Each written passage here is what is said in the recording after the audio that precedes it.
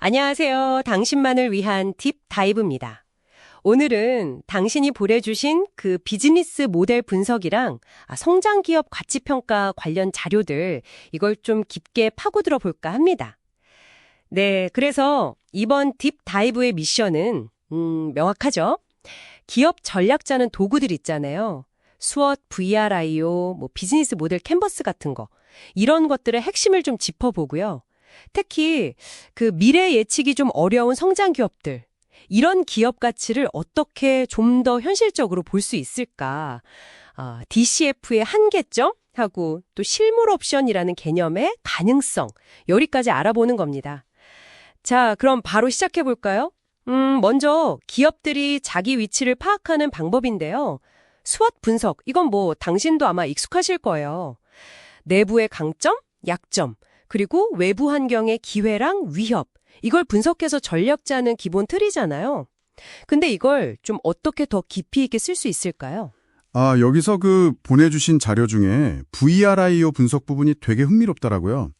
이게 뭐냐면 그냥 강점이 있다, 여기서 끝나는 게 아니라 그 자원이나 능력이 정말 지속 가능한 경쟁 우위를 주는지 이걸 파고드는 거죠. 가치, value, 희소성, rarity, 또 모방이 어려운지, imitation, 그리고 이걸 조직이 잘 활용하는지, organization. 그러니까 이 네 가지를 다 만족해야 진짜 경쟁력이다. 이런 얘기입니다. 네 가지 전부요? 네. 예를 들어 자료에 나온 셀트리온 같은 케이스를 보면요. 단순히 기술력만 보는 게 아니라 V, R, 이걸 사업으로 잘 만드는 그 조직의 역량이 핵심이라는 거죠. 또 따라하기 어렵다는 점, I도 중요하고요. 그렇군요. 조직화까지 되게 중요한 포인트네요. 비즈니스 모델 캔버스도 있었죠. 플랫폼 비즈니스 설계할 때 특히 유용하다고 그 6단계를 통해서 아이디어를 구체적인 모델로 만드는 과정이 좀 인상 깊었어요. 네, 맞아요. 여기서 살짝 언급된 그 데이터 수익화 같은 거 있잖아요. 이것도 캔버스를 활용해서 사용자의 비식별 데이터를 가지고 새로운 가치를 만드는 그런 비즈니스 모델 구상의 예시로 볼 수 있겠네요. 그렇죠. 요즘 많이들 이야기하는 부분이기도 하고요. 자, 그럼 이렇게 전략적인 강점을 파악한 기업들, 특히 빠르게 성장하는 기업들 있잖아요. 이런 기업들 가치를 어떻게 매길 거냐? 이게 이제 다음 질문인데요. 당신 자료에서도 지적했듯이 미래 현금 흐름 예측이 이게 너무 불확실하니까 그 전통적인 DCF, 현금 흐름 할인법만으로는 좀 부족하다는 거죠. 맞습니다. DCF가 물론 기본이죠. 미래 현금 흐름을 현재 가치로 당겨오는 거니까요. 기업의 본질 가치, 장기적인 잠재력을 보려는 아주 중요한 방법입니다.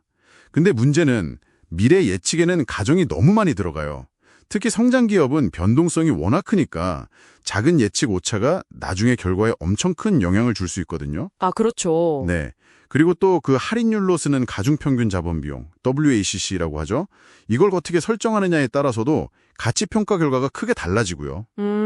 그래서 당신 자료들이 제기하는 핵심 질문이 바로 이겁니다. 이 엄청난 불확실성 자체를 그럼 어떻게 가치에 놓을 거냐? 바로 그 지점에서 이 실물 옵션이라는 개념이 나와서 정말 흥미로웠어요. 당신 자료 중에 그 반도체 R&D 투자 사례 분석에서 이걸 다루고 있었던 것 같은데요. 네, 정확합니다. 실물 옵션이 바로 그 DCF가 놓치는 부분을 보완해 주는 거예요. DCF가 미래의 평균적인 기대치를 본다면요.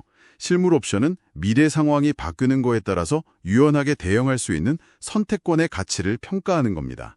선택권의 가치요? 네.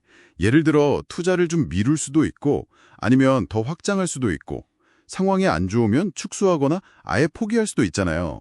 이런 유연성 자체가 가치가 있다는 거죠. 그러니까 불확실성이 클수록 그 유연성의 가치는 더 커지는 거겠네요? 바로 그겁니다. 불확실성이 높을수록 옵션의 가치는 커져요.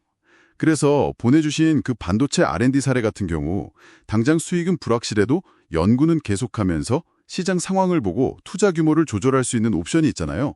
그 옵션의 가치를 평가에 반영한 아주 좋은 예시죠. 그렇군요. 이제 좀 그림이 그려지는 것 같습니다.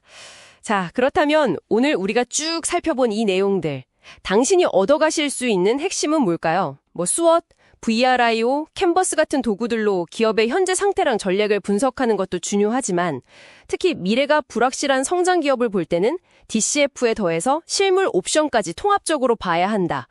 이 정도로 정리할 수 있겠네요. 네. 핵심은 그 변화무쌍한 환경 속에서 기업이 가진 유연성의 가치를 놓치지 말아야 한다는 겁니다. 전통적인 DCF 방식만으로는 좀 포착하기 어려운 거거든요. 변화에 대응하면서 미래를 만들어갈 수 있는 그 잠재력, 즉 실물 옵션의 가치를 제대로 평가하는 것이 기업의 진짜 모습을 이해하는 데 굉장히 중요하다는 거죠. 당신의 자료들도 바로 이 점을 강조하고 있었고요. 그렇군요.